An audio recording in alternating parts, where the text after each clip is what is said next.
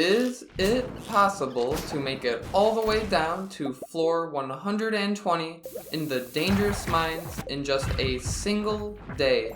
We'll find out soon when we attempt one of Key's Golden Walnut Room challenges, the Danger in the Deep, where we must make it all the way down to floor 120 in an upgraded version of the mines with more difficult enemies and harder floors to traverse. We will be attempting to complete this challenge by making it all the way to the bottom, floor 120, in just one single day. You might be thinking, well, this challenge should be very easy. Just use 120 crafted staircases and we'll get to the bottom in a single day in no time. But this would be no fun, would it? We will not be allowed to use any crafted staircases for this challenge, or there really wouldn't be a challenge at all, would there? We won't even be allowed to skip any monster floors, spiral floors, or any other undesirable floors. We have to deal with what comes at us and strategize accordingly. Let's go ahead and begin day 13 of fall, year 2, which is a super luck day, and the increased luck will certainly help out with the challenge. Since we'll be completing it in just a single day, we'll need as much time in the day as possible, so we'll attempt to get straight over to the mines as soon as we can. We do have some inventory clutter we must organize to our chests first, and then grab any items we will need to bring with us to the mines. I'll go over everything I bring with shortly, but first let's go ahead and get over to the mines by using a mountain warp totem with the clock still at 6 a.m. And of course, we make use of our horse flute to summon our horse even just for the small distance between the warp statue and the mine entrance. It's always worth it to ride our horse since the in-game time will freeze when we play the flute, so we only save time by doing so. Once we make it to the mines, we put our horse flute and return scepter away as we won't be needing them during the challenge, and I grab 2 magic rock candies to possibly utilize today, and finally, we make sure our stash of staircases is stored away, as we will not be using a single crafted staircase today. We must find the ladder down on every single floor. At this point, our inventory is situated, and we can begin our mine traversal, starting on floor 1. The first thing you may notice is the frequency of pausing. In single player, when the game is paused, in-game time will freeze, which of course gives us time to think, rather than wasting time by letting it just pass by. When I take a ladder down and enter a new floor, the first thing I will do right away is pause the game in order to give myself some time to observe what is visible on the floor and come up with a plan accordingly. We will also be making great use of the Master Slingshot paired with explosive ammo, which allows us to quickly shoot the ammo to blow up rocks, which is much quicker than mining each rock with the pickaxe, or even placing down a bomb and waiting for it to blow up. We continue to make quick progress downwards thanks to the slingshot, which is great when there are clusters of rocks near a wall, as the explosive ammo needs a point of contact to collide with in order to explode. And these points of contact include the walls, of course, which we'll use most commonly, but also include enemies and even ladders. And you'll sometimes see me shoot an enemy with the slingshot just to blow up the rocks around that enemy, and this is most useful when the rocks are in the middle of a floor, not close by the walls. We have reached our first milestone at floor 10, and I decide it's time to consume a magic rock candy, which will allow us to get +5 luck, which essentially increases our chances of finding a ladder by 5%. Unfortunately, we get unlucky on the next floor where we encounter an infested monster floor, which means we'll have to slay every slime here before we can unlock the ladder down. Of course, getting a monster floor is not actually dependent on luck, as they are predetermined by the game seed, which does mean we can actually use the Stardew Predictor to see which floors will be monster floors, but we won't worry about that right now, and just hope we don't get too many more monster floors. We're able to make pretty quick progress on this floor by using our Infinity Gavel's smash attack, where we right-click to use the special smash ability, and then spam-click our left mouse button, or whatever key swings the hammer, which deals tons of damage in a short time frame, and is the quickest way to deal with enemies. We also want to try to back the slimes into a corner, or against the wall, to keep dealing damage to them, as when they're just out and about in the middle of the floor, and we attack them, we'll deal knockback, and they'll move out of our reach, making it take much longer to slay them. We are able to clear the floor in just one in-game hour and move to the next, which is one of the long floors that has a guaranteed ladder on the other end, but I'd rather try my luck on some rocks, and we do get lucky with a ladder to get down. Our end goal here is to make it down as fast as possible, so getting ladders as quick as possible on each floor is essential, and we may even ignore some ore nodes, including even radioactive ore nodes, which hurts a bit, but it might be necessary to make it all the way down in one day. We also, for the most part, ignore enemies, but when there are a whole bunch, or an enemy near some rocks, it is sometimes worthwhile to quickly slay the enemy for some benefits from our rings. Another huge purpose of pausing the game is to get to our inventory screen in order to utilize ring swapping, which essentially means switching between our different rings in order to utilize the different bonuses at different times. Most of the time I will be wearing the Iridium Band Luck Ring combo for the increased luck and item pickup range, but anytime before I'm about to slay an enemy, I will switch my rings to my combined rings that I call my monster slaying rings. These rings consist of the Burglar's Ring for increased drop rates, Hot Java Ring for coffee drops, but most importantly, the Napalm Ring and the Savage Ring, which will allow us to save a whole lot of time while traversing the floors. The Napalm Ring makes it so that every time we slay an enemy, we cause a small explosion, which will blow up the rocks nearby, serving as a quick way to clear rocks and possibly get a ladder while dealing with the enemies at the same time. The Savage Ring makes it so every time we slay an enemy, we get a +2 speed boost for 3 seconds, and 3 seconds may not seem like a lot, but 3 seconds with a total of +4 speed goes a very long way in the mines and will allow us to move across the floor very quickly. And of course, the faster we move, the faster we can get to the ladder to the next floor. You'll notice we're struggling quite a bit on this floor to get a ladder, and there aren't many rocks to blow up, so we do utilize our monster slaying rings while slaying the enemies in order to blow up the few rocks that are near the enemies, and also keep getting that +2 speed boost to make going from enemy to enemy and rock to rock much quicker. Slaying enemies also has a chance to spawn a ladder, and we do finally get one here and can move on to the next floor. Luckily, on most floors, we have been able to find a ladder very quickly and keep the momentum going, but every once in a while we'll encounter a floor like that other one where there aren't many rocks to blow up, and the ones that there are we get unlucky and no ladder from them, so we have to resort to slaying enemies as well, which of course takes longer than just focusing on rocks, so the floor ends up taking much longer than desired. But thankfully we're moving pretty quick and make it past floor 30, which is the start of my least favorite set of floors in the mines, the dark floors.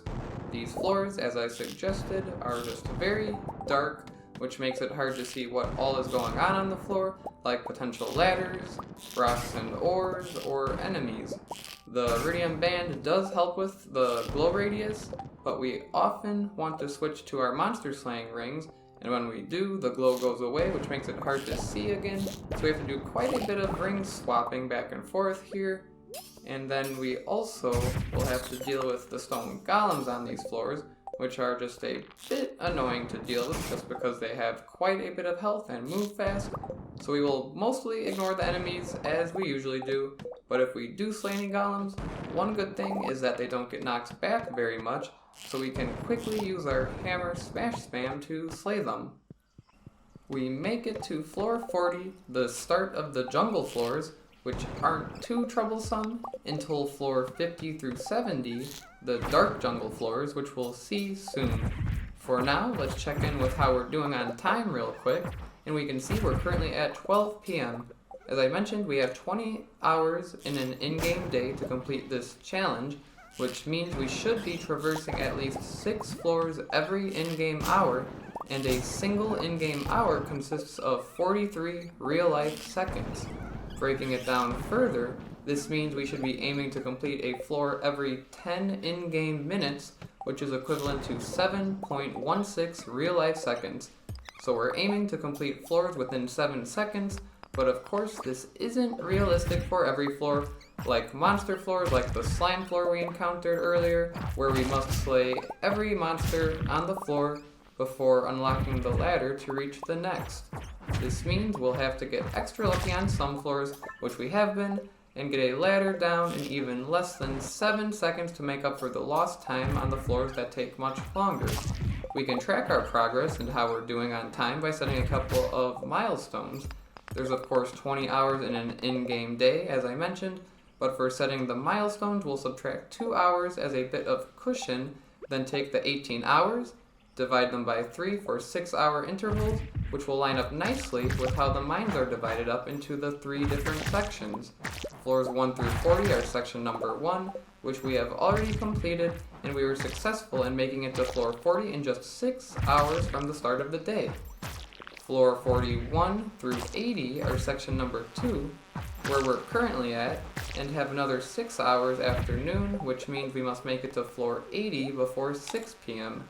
This gives us another 8 hours for the third and final section of the mines, where we'll have to make it to the bottom, floor 120, before we pass out at 2 a.m.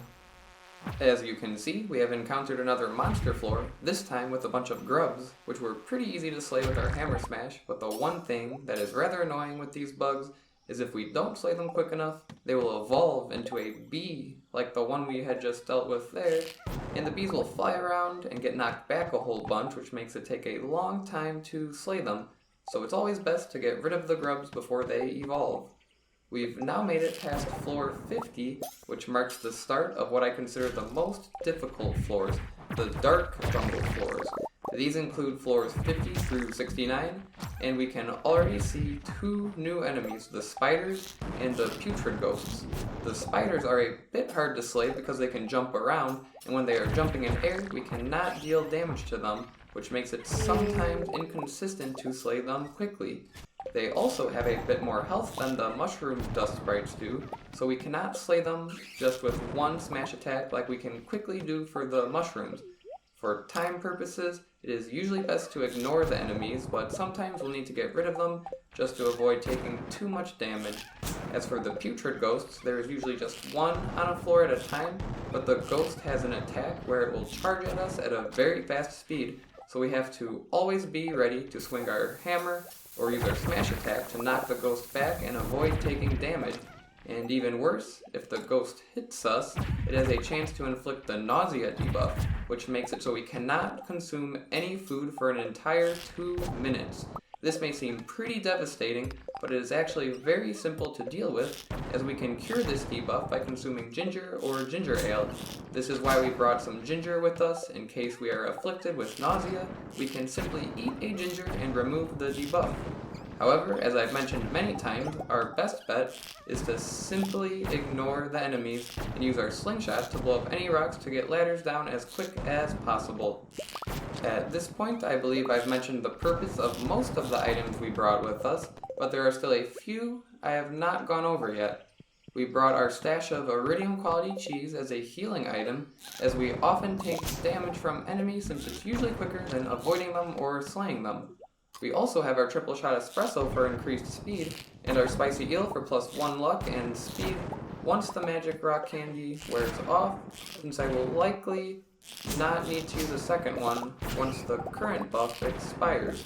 We also brought some bombs and materials to craft more mega bombs to blow up large clusters of rocks at once, but again, we'll mostly rely on the explosive slingshot. And then another tool we brought just in case, but haven't really used much, is our axe. As you'll notice on these jungle floors, there are quite a bit of stumps and mahogany trees.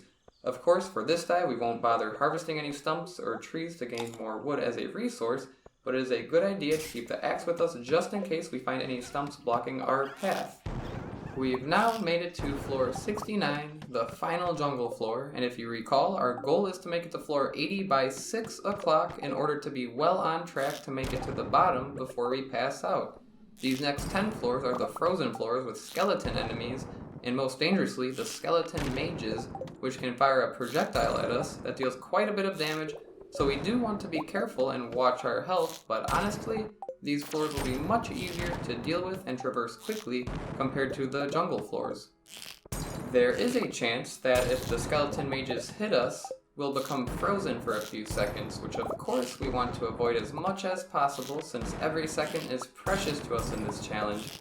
We're not really worried about taking damage here since we can just keep healing, but we are worried about wasting precious time. speaking of time, we are about to finish up the frozen floors here and reach floor 80, which is our second milestone. The time is right about 6 p.m., which means we're doing pretty well on time.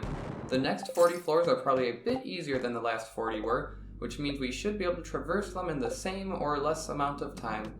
I don't really have a good name for this set of floors, but from floor 80 to 109, the floors are themed with dark purple colors and mushrooms, so I guess we could call them the mushroom floors, although then that'll get a bit confusing since there are actual mushroom floors in the mines that spawn forgeable mushrooms, but doesn't really matter. Anyway, the last 40 floors here will have the same type of enemies, and the only ones we're really worried about are the Shadow Shamans and the Shadow Snipers. The Shamans can inflict the Jinxed debuff, which lowers our defense, and sometimes the sheer amount of enemies at once can cause us a lot of damage, so like any other floor we just have to be careful and watch our health. The Snipers are much more annoying, and they can hit us with projectiles that have a chance to inflict the Darkness debuff, which makes it extremely hard to see anything on the screen. If we can't see anything, we don't know where the rocks are to blow up and try to progress to get a staircase, so it ends up wasting us a whole bunch of time. We also don't see where the other enemies are, which makes it easier to take damage, but again, we're not too worried about taking damage, just concerned about making it down fast. You may have noticed our magic rock candy buff has worn out, which means we're faced with the choice of consuming another or not. I decide not to use a second one, mainly because the buff will last longer than the rest of the day, so it'd be a bit wasteful, and I'd rather save the magic rock candy for a Skull Cavern dive. Also, I'm confident we'll make it all the way down in time without using another, so we'll just buff up with a spicy eel instead, which only gives us +1 luck as opposed to the magic rock candy's +5, and luck is very useful to this run, as for every point of buff luck, we get an additional 1% chance of finding a ladder. So the magic rock candy added a 5% chance, while the spicy eel only adds another 1% chance for ladders. We are completing this dive on a super luck day, which will add up to another 2% rate, and we also have our luck rings, which add 1% each. The base ladder rate is 2% chance, so adding all of these together, our ladder rate with the magic rock candy was 11%, and with the spicy eel is just 7%. This is definitely a noticeable difference, but this chance increases exponentially with every rock we mine on the floor, so after mining many rocks on any floor, the difference won't be as noticeable. In other words, the magic rock candy was definitely very helpful in getting us lucky with ladders, and we certainly couldn't have made it down this fast without it, but going forward we should be perfectly fine with just the spicy eel. We've now encountered the dreaded spiral floor, but if we look closely we can see there's an already spawned ladder below us, so we'll have to make our way around the loop as quick as possible to just get straight over to the ladder. This is an example of where slaying enemies might be beneficial, since we can quickly smash an enemy and gain the +2 speed from our Savage Ring, letting us traverse the spiral much faster. Of course, there are plenty of rocks in the way that we have to blow up or mine, so it ends up taking quite a bit of time to make it over to the ladder, but eventually we do and reach floor 100. We have 4 hours left for the last 20 floors of the mines, which should be plenty of time. It does seem like it's taking us a bit longer on average to find a ladder now, but that makes sense since we no longer have the magic rock candy buff, and even still we're getting pretty lucky in finding our way down fast. We're still going strong with our strategy of mostly ignoring enemies and just slingshotting as many rocks as possible. We do have a bunch of cherry bombs we got a bit ago from a Skull Cavern chest, so we might as well try to go through some of those to blow up some rocks. And here's a perfect example of why the darkness debuff sucks. There was a ladder up here all along that we could have taken and didn't see it until the debuff wore off, wasting our time, so we really want to avoid getting hit by those shadow snipers if we can. And that's really all we're focusing on right now, avoiding enemies while using our slingshot to take out rocks as fast as possible to find a ladder. It's actually a bit more simple of a strategy than our Skull Cavern dives, where we have to worry about both making it down fast and collecting lots of iridium, and then decide if we should skip floors and which nodes are worth our time to harvest. In our Danger in the Deep challenge here, we're only concerned with making it down fast, which is why you may have noticed we've been skipping many radioactive ore nodes that we could have harvested, but that would take some time, and if we stopped for every ore node, we definitely wouldn't be able to make it down here in a single day. That being said, if we haven't found the ladder on a floor yet, we definitely will prioritize blowing up radioactive ore before any other ores or rocks, but we won't go out of our way for any. And sticking with all of these strategies have allowed us to get to the final 10 floors before even hitting midnight. The last 10 floors are pretty much the same as the previous purple mushroom floors, just with a different theme with red colors and some skulls in the walls. The question is, what name should we give to this set of floors? We are in a cavern and surrounded by a bunch of skulls, so I know what we'll call it. The red floors. We have just a few more floors to traverse before reaching the bottom, and on this floor right here, my health drops scarily low, but we are able to heal up just in time thanks to our ability to pause the game. Pausing is definitely the most valuable tool for min-maxing Stardew and saving in-game time, but of course it's a bit boring to stare at the inventory screen, so I did try my best to cut out as much footage that was spent in the inventory as I could.